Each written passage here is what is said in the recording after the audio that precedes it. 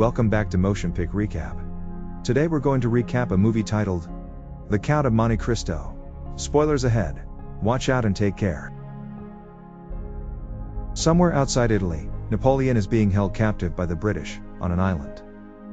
One night, two sailors step ashore, seeking medical assistance for their sick captain. In confusion, shots are fired and one sailor hits a British soldier in self-defense, and the two try to escape. Defending themselves by sword, the sailors suddenly find themselves at Napoleon's feet. They identify themselves as Edmond Dantes and Fernand Mondego, and explain they seek medical aid for their captain, suffering from brain fever. An officer wounds the unconscious captain, citing wounded pride and wounded men. Later, Fernand toasts Edmond, celebrating their survival after the tense confrontation. Fernand and Edmond drink Napoleon's wine and sing a song. Suddenly, Napoleon re-enters and requests to speak with Edmond. Napoleon discusses life, saying people are either kings or pawns.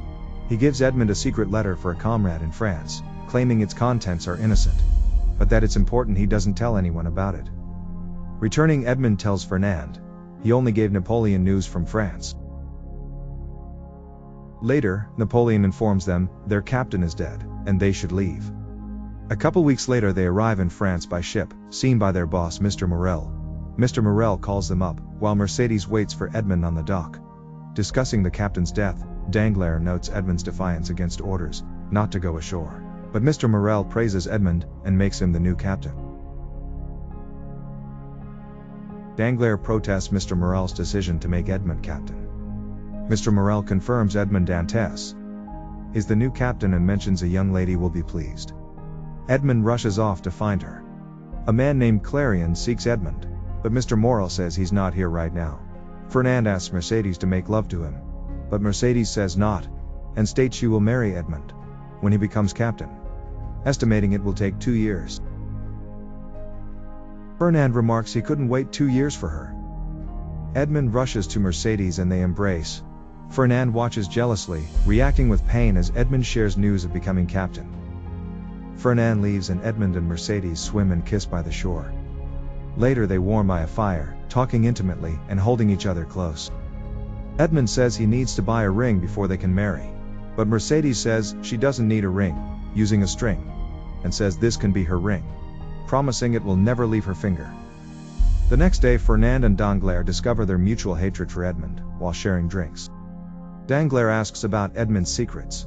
That night, celebrating their engagement with Edmond's father, soldiers suddenly arrive and arrest Edmond Dantes, refusing to state the charges.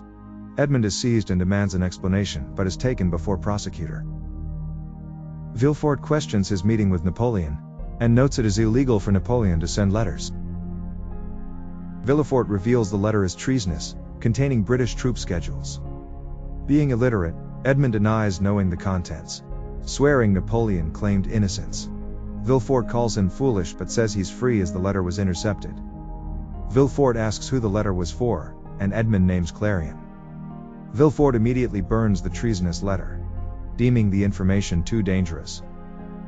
He offers Edmond a ride home after the stressful time.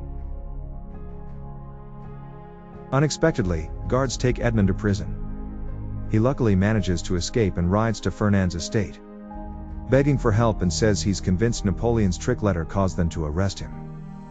Fernand prevents Edmond from fleeing with a sword, confessing he read the letter and orchestrated his downfall. An argument escalates into a sword fight, and Edmond loses due to inferior skill. Fernand keeps him until the soldiers arrive and capture Edmond. The next day, Villefort confronts his own father about treasonous letters to Napoleon, disowning him. His father, whose name is Clarion, defends his belief in Napoleon's return, but Villefort's wife warns his actions will ruin them. Edmond is taken to the remote island fortress of Chateau. The warden tells him the prison houses those shamed by authorities but not convicted. Edmond is led deep into the dark prison. In the prison depths, Edmond is cruelly whipped. The warden tells him God has no part in the suffering there. Meanwhile, in Marseille, his family and Mr. Morel plead Edmond's case to Villefort. Villefort says Edmond was charged with murder and treason, handed to the king's men. He advises them to forget him, calling his location government business. He cannot reveal anything. Alone, Villefort tells Fernand he now understands his betrayal, after seeing Edmond's exquisite fiancée. A couple days later, Villefort writes to Mercedes, saying Edmond has been executed, and she seeks solace in Fernand. Meanwhile, Edmond marks days on his cell wall. Time passes, and his annual whipping occurs again. He attempts taking his own life, carves "God will give men justice" in the wall, and endures unbelievable suffering. Even years later, while eating one day, Edmond suddenly hears a strange sound. Terrified, he sees a man who dug into his cell. Having not talked to anyone for very long, the only words Edmond manages to say is the number of stones in his wall, stating he's counted them all many times. The older inmate then asks if he has named them yet. The older man offers comfort and asks Edmond for help to see the sky. The old man thanks God, but Edmond remarks he feels God has left his heart at this point. The old man, who is a priest, says God still believes in him. The priest invites Edmond to his cell for a new environment, and Edmond is excited. He then offers Edmond knowledge in exchange to help dig a new escape tunnel. He regrets their chosen path and believes digging another way together might succeed. The priest explains his past as a soldier and that he deserted after being forced to burn a church with people in it. He then became a secretary to a wealthy man named Spada, rumored to have hidden his limitless fortune when he died. The old man says he was arrested and questioned about Spada's treasure, and sent to prison when he denied knowing its location. Edmond calculates the tunnel will take 7 years to dig. That Christmas they catch a rat to feast on. Edmond studies philosophy and teachings of Machiavelli. He is then taught how to improve his reflexes and manage physical speed and agility. Under the priest's grim tutelage, Edmond learns fencing and swift combat skills, and his repetitive lessons and practicing continue for months. He is taught chemistry and mathematics, and Isaac Newton's physical laws. The master then asks Edmond why he is in prison. Edmond states he doesn't know, recalling Villefort was releasing him just before burning a treacherous letter he couldn't even read. The old man questions why Villefort would destroy the only evidence in existence, and imprison the only witness to it. Edmond realizes Villefort protected someone, erupting in fury, suspecting Clarion was Villefort's family member. One day the priest finds plant roots in the dirt while digging, and the two become incredibly excited, realizing they are only weeks away from freedom. Suddenly, the tunnel collapses on the priest. Edmond quickly tries to pull him from the rubble. Back in the cell, the old man feels his lung is punctured, and remarks he has little time left. The priest then reveals Spada's treasure is actually real, giving him a map he's had hidden in his prison cell. The priest then says his final lesson is that vengeance belongs to God alone, adding God will always believe in him.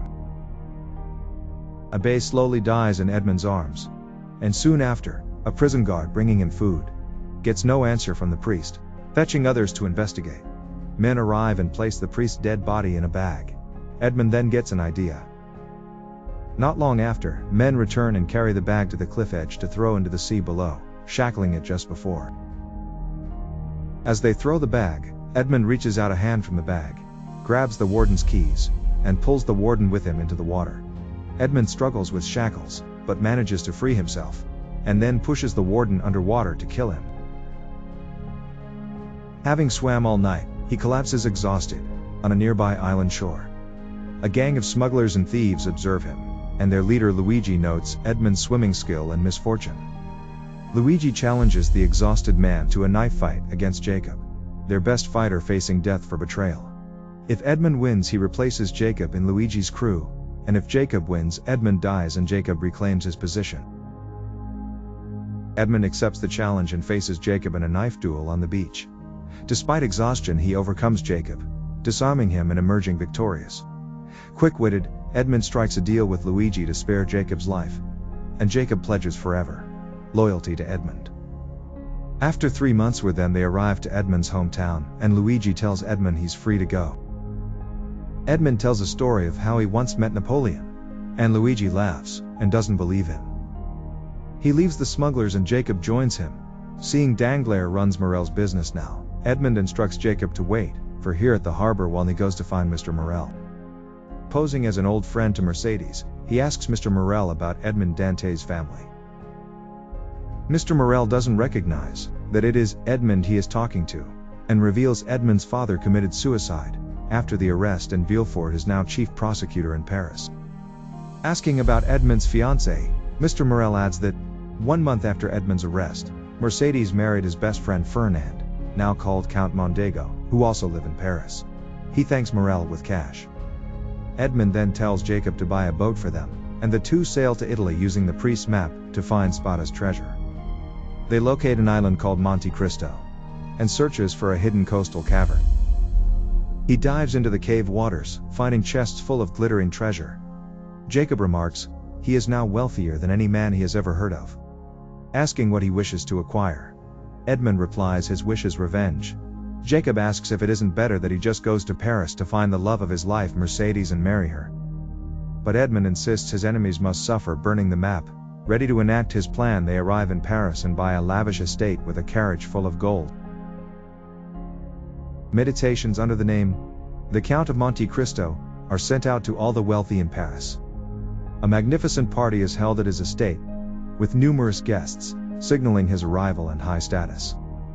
Fireworks are shot over the estate, and Jacob introduces the Count of Monte Cristo.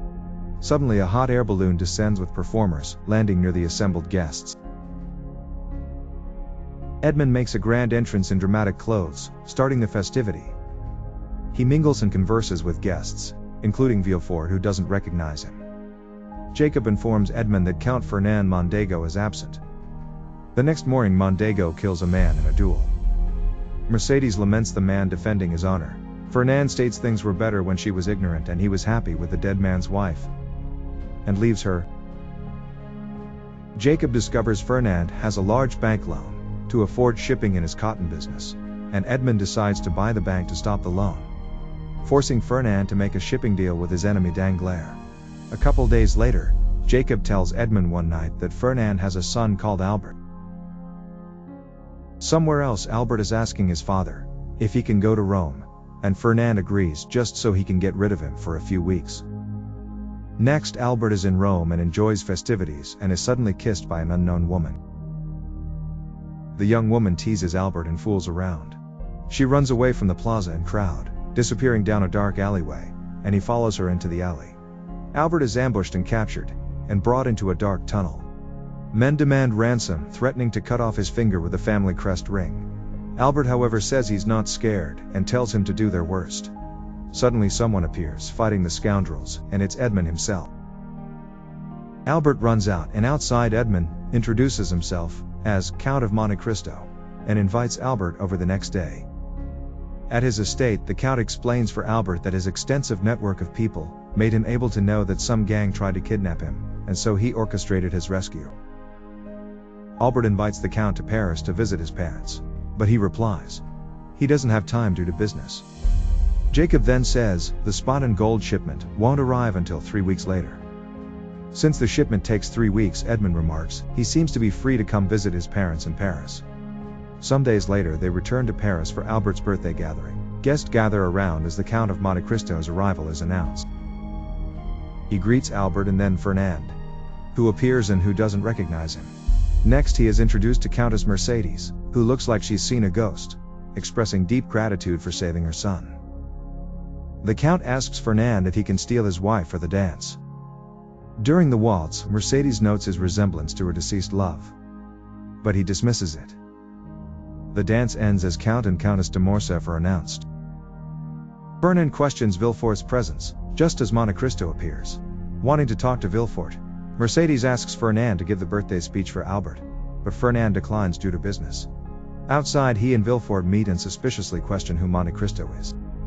Fernand reports Albert heard Monte Cristo mention Spada and gold, suggesting he must have found Spada's immense treasure, and the two plot to intercept the Count's gold shipment in 3 weeks. Mercedes says she must give the toast as her husband is detained, but then Count of Monte Cristo steps in, saying he begged Fernand to give the toast until Fernand graciously yielded his fatherly right to hold the speech. The Count speaks of life's storms and facing challenges. He recounts Albert's brave defiance with the kidnappers, and that he courageously told them to do their worst, concluding fate will now know Albert as a man, not a boy. Albert feels proud and people applaud. Mercedes whispers, "Thank you." but then suddenly sees him play with his hair like her love Edmund did. Later in a carriage she tearfully calls him Edmund, and recalls Villefort saying he was executed. The Count denies being her Edmund. Weeping she asks if he is a tormenting ghost. He then confronts her and asks how long she has loved Edmund, and she replies, all her life.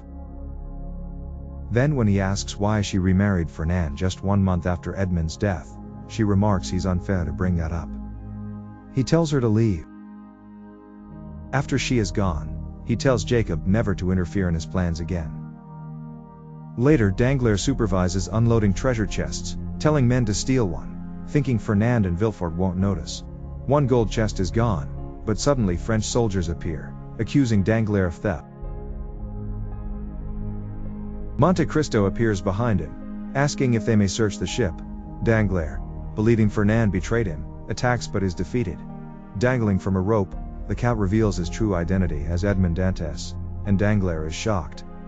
He lets Danglars hang briefly before cutting him down. A day later, Monte Cristo confronts Villefort in a bath, questioning why he lied about Edmond having been executed to Mercedes, and asks who benefited from that lie. Villefort calls his questions absurd. Monte Cristo then probes Villefort's past link to Fernand. Flashback shows Villefort wanting his Napoleon supporting Father Gon, and Fernand remarking he also wants his father Gon to inherit the title of Count, and the two agree to help kill each other's fathers. Monte Cristo asks if Villefort remembers. Villefort tries to leave but is locked in. Monte Cristo reveals he knows Villefort's father was Clarion, who plotted with Napoleon, and that Villefort wanted him gone, claiming Count Mondego has already confessed of all. We see Fernand killing Clarion, but then Villefort says Fernand won't ever confess since he pulled the trigger. Monte Cristo agrees, but says he himself just confessed. Soldiers arrest Villefort for conspiracy to murder. In the carriage he finds an empty pistol, attempts shooting himself but it's empty, and Monte Cristo appears, saying he won't let him escape suffering. Coming home, Mercedes surprises him. She realized he mentioned Edmond Dantes, a name she hadn't used. She asks why he didn't come to her, and he explains he was imprisoned for 13 years. He confronts her about marrying his betrayer, and she shows him the unbroken string ring. She remarks, God has given them another chance, and he replies he can't seem to escape God. They share a tense reunion, expressing regret and affection, ending up in bed. The next day Jacob wakes her up, saying the Count wants her and her son to leave the country today, and she's overjoyed. Coming home she meets Fernand packing, and he says he's facing financial ruin and arrest. He tells her to grab valuables, but she refuses to go. Furious, Fernand demands she find his son. She reveals Albert is not really his son, but actually Edmond Dantes' son, explaining that is why she remarried him just 1 month after Edmond died. Angered, he calls Albert a disappointment, acknowledging she pleased him sometimes and says goodbye. She retorts he never pleased her.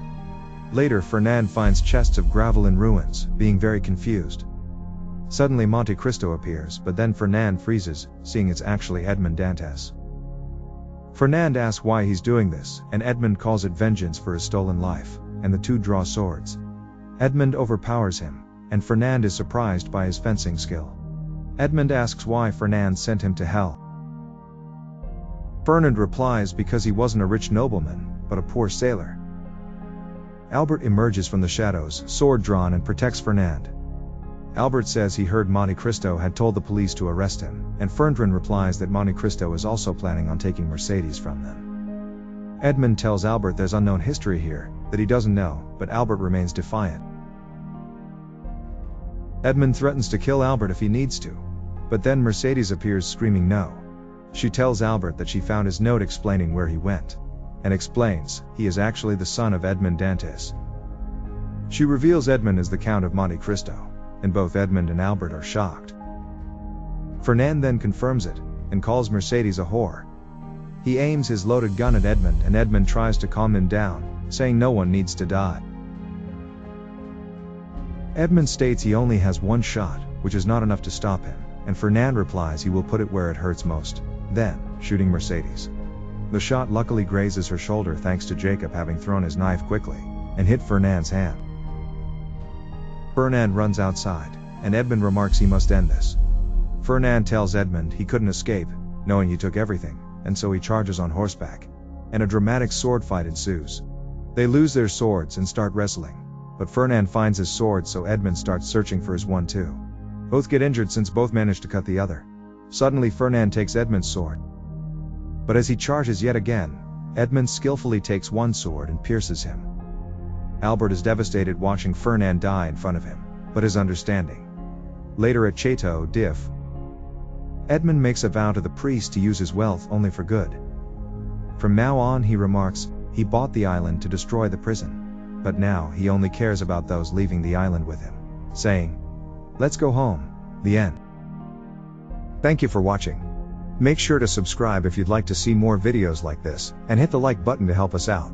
Until next time, take care.